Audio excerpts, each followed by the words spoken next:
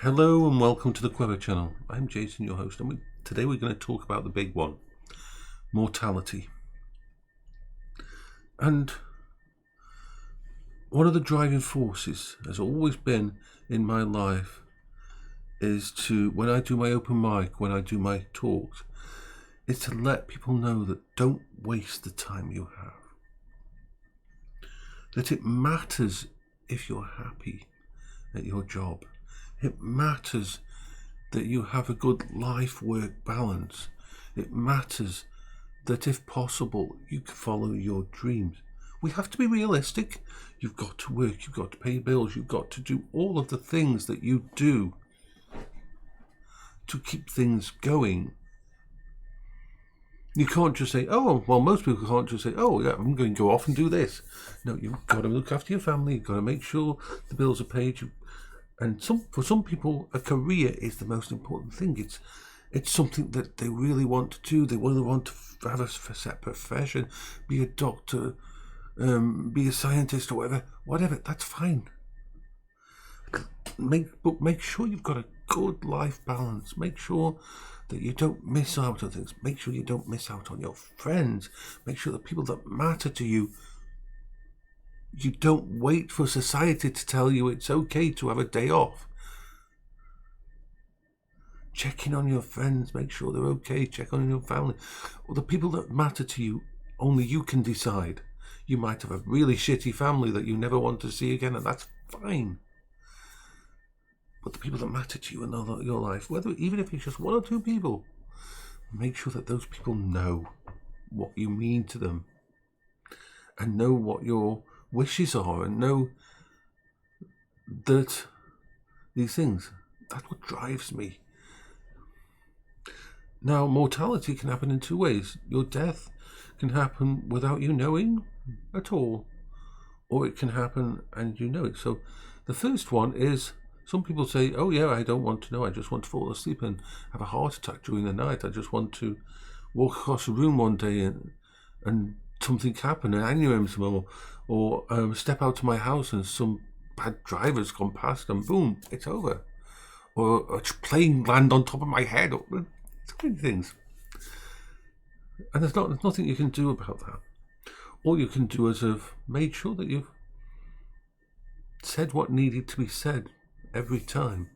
It's like I always said, every single day with Paola, I let her know I loved her. And every day with my friends, I make sure that we end things every day on a positive note. Never let your things go down a bad way if you can actually solve them. If you can bite the bullet and apologise and make back friends and things like that, it matters. But you can't basically make things work for you. But then again, there's the other one, and most people will think of it as horrifying to know your endpoint, to know your time that you have left. But when you get past the fear, when you get past the emotional roller coaster, the denial and the no, you come to a simple, realistic thingy. You have this now amount of time, and you better damn well use it well.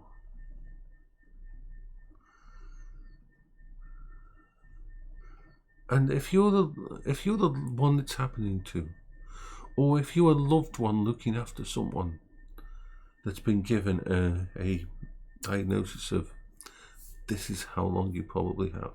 Now understand this. There is not a doctor in the fucking world who will mind being proved wrong. If that doctor tells you that you've got 6 months to live, or has told you that your partner's got 6 months to live, or a year to live, and you live longer, there's not a doctor in the world who won't be happy about that. They don't mind being proved wrong on this. They have a massive amount of data. They have a massive amount of knowledge on the human body. And when they make these estimations, they don't make them lightly. They fucking don't make them lightly. It's very hard to get a doctor to give a timeline. So when they do, listen up. But don't give up. But know that you're being given a time frame. Get your affairs in order, that's what they call it. But it's more than that. You're being given a gift because you know that you've got this time. And if there's anything you want to do, anywhere you want to go, do it. Make it happen. When Paola was told she had a year left to live, it did wreck us, yes, but at the same time, it created this air of urgency to anything we want to do, we do fucking now. Because usually the further you get along that timeline, the more damage is done and the less you can do. So right at the start, you start thinking, hey, okay, if there's anything at all that you yourself or that your family want to do, make sure you're respecting the person's wishes and what they want to do, because that's what's paramount.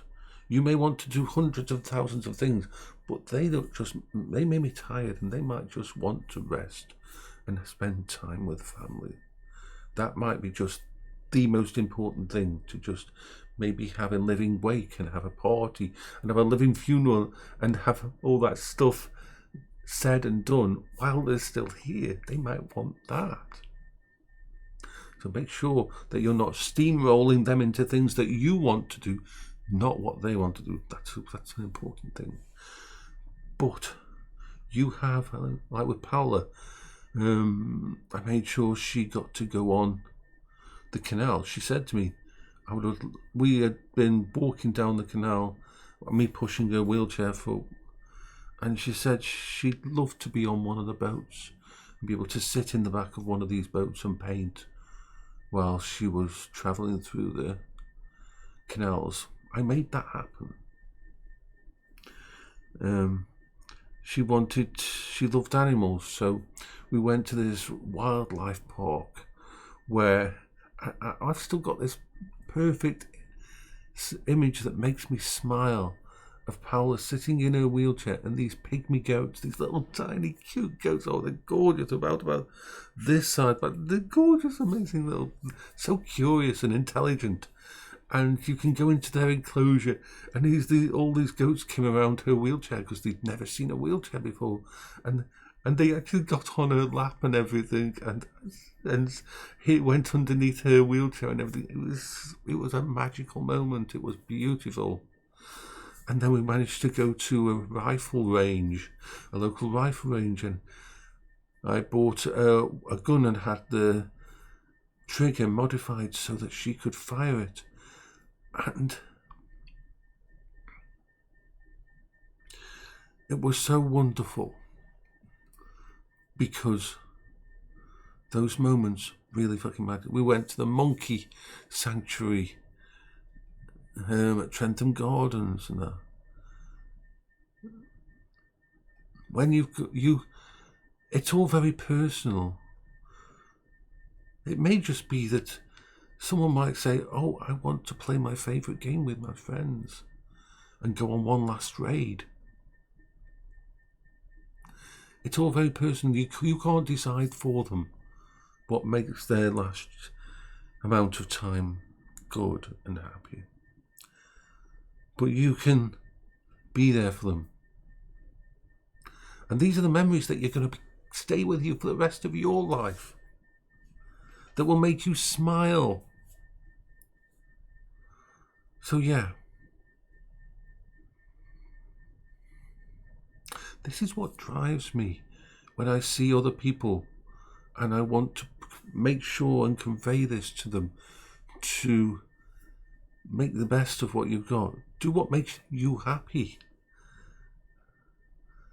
And everybody's unique, everybody's different.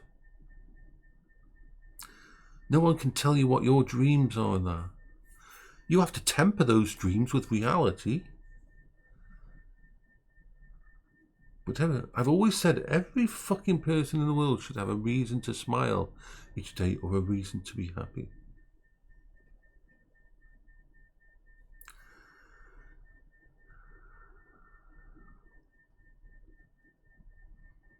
And if you're in the position where you're one of the people around that person who's dying, and you can make sure that they get to do the things in their last amount of time that really matter to them, then you have given them an amazing gift.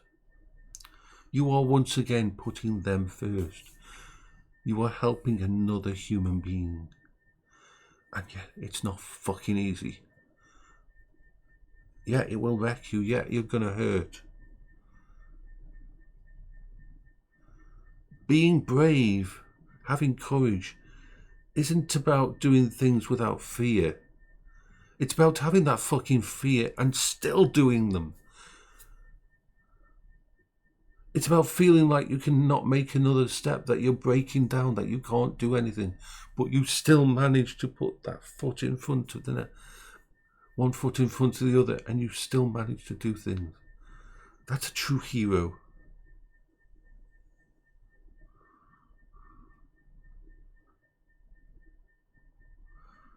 Every hero in the world, every true hero, every person who has ever got the highest awards or any kind of award for doing something amazing in their life,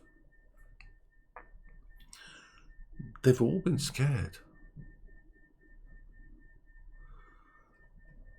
They've all dealt with pain, suffering and fear and anxiety in those situations, but they still move forward.